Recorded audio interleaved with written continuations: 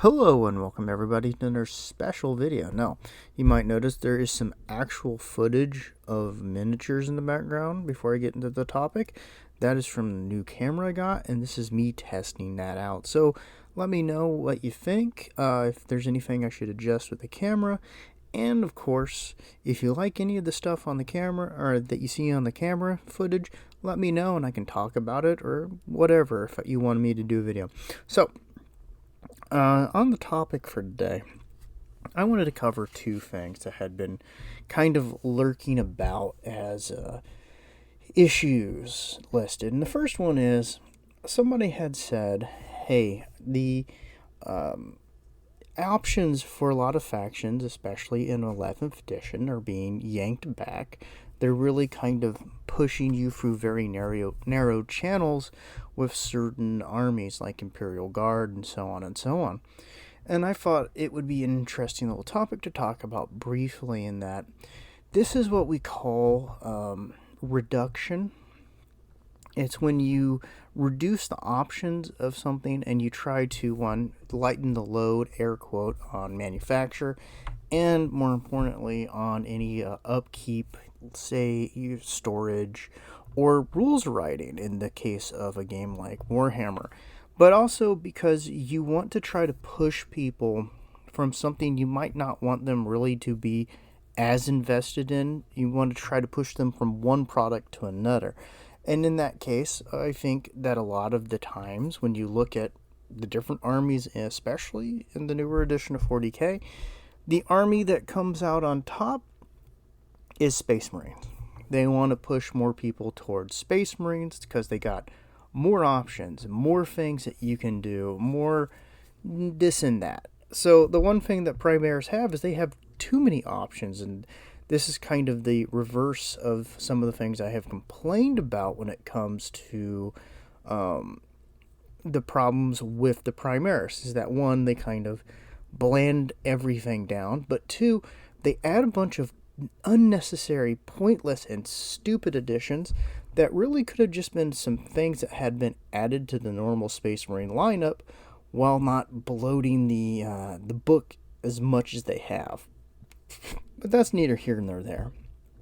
The problem is, I see it in the regard of there is a degree of laziness, and they want to shift towards the making it a a tournament focused kind of game, esport as some people have said, but also a desire to push the market, or at least the buyers, more towards where they want to invest their funds. Space Marines are easy to make, they're easy to design. They have a larger audience, and the problem you have is the more they do this, the more you end up in a situation where there's a kind of self-fulfilling prophecy as they push more and more and more and more people into, to the point where people go, well, screw it, I like these other things and they're not providing them for me, screw it. And of course you have that problem.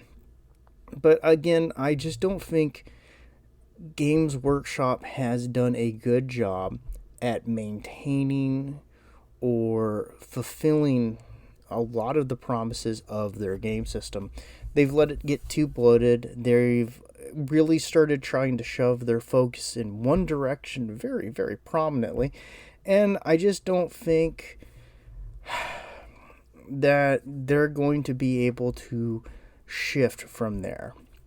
Now, this is one reason I am quite concerned about the Horus Heresy. I do have a lot of concerns about the next edition. I think they are going to try to turn it more into something like 40k, which is a reason I don't really want them to mess with it at all. The other thing is, I've seen a couple people talking about cheaper starters aimed at getting kids interested in the game. And I've seen some good ideas, especially some like fairly low priced. Let's say $20 as my neighbor decides to gun the gas next door. $20 for a kit. Well, that's a great idea. And it's what we would call a loss leader, where you put something out cheap to try to get people invested and bring them in so that they actually will spend more money on it. But I think we can all admit, no matter what you think of the whatever they're called, the something spear boxes or whatever, that by and large, Games Workshop is not interested in attracting really new players or maintaining players. I've said for a long time they want a one-time purchase and you get the hell out. And just as long as they keep bringing enough people in to make a one-time purchase and go, they don't really care that much for what happens beyond that. But I think that, yeah, a starter set that is around $20 that offers up maybe two different factions would be fantastic, or one faction would be really good.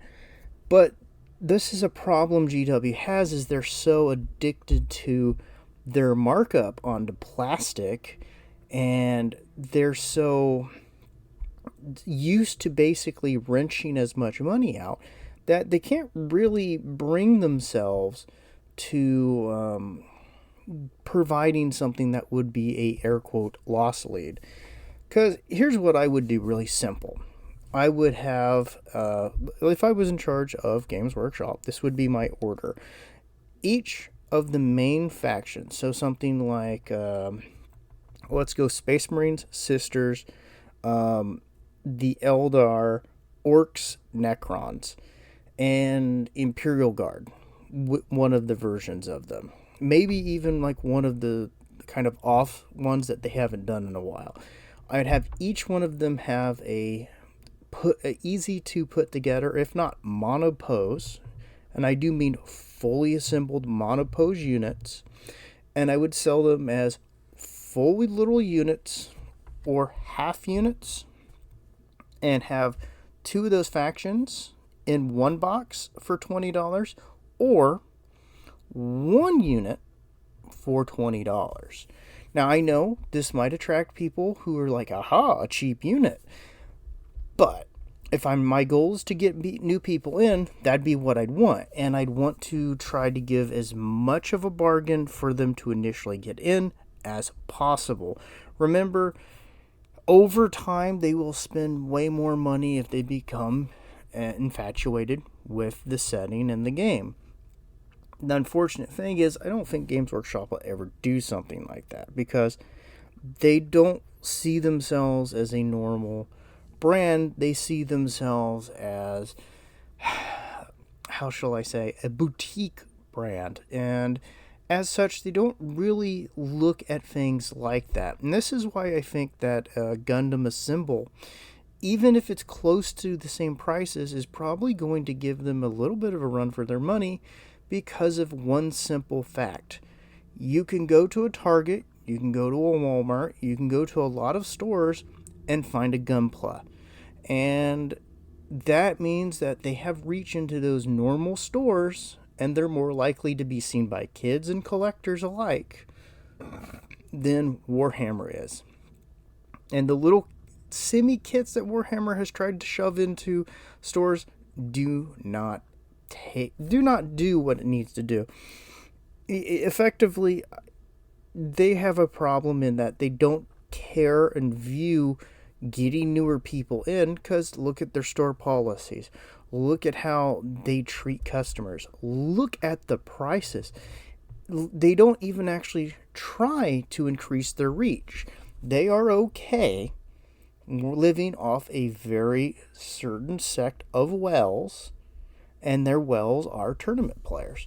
So effectively, I don't see it happening, but I could see if somebody with a brain got in charge, and I am changing the light color. Let me know which light color you like the best. Them going and doing something like that. But what my goal would be like a set of at least, let's say, 3 2-player sets that have half squads and full rules in them that are monopose. And then 5 sets that are full units that are monopose, so they're sold fully assembled, and they are at that same price. The main idea being to make it as appealing to new players and kids as much as possible. Because, let's face it, you're competing against video games, board games, card games, and just about anything else they could be doing. So you need to actually consider those things and go from there. But hey, thanks for joining me. Let me know what you think.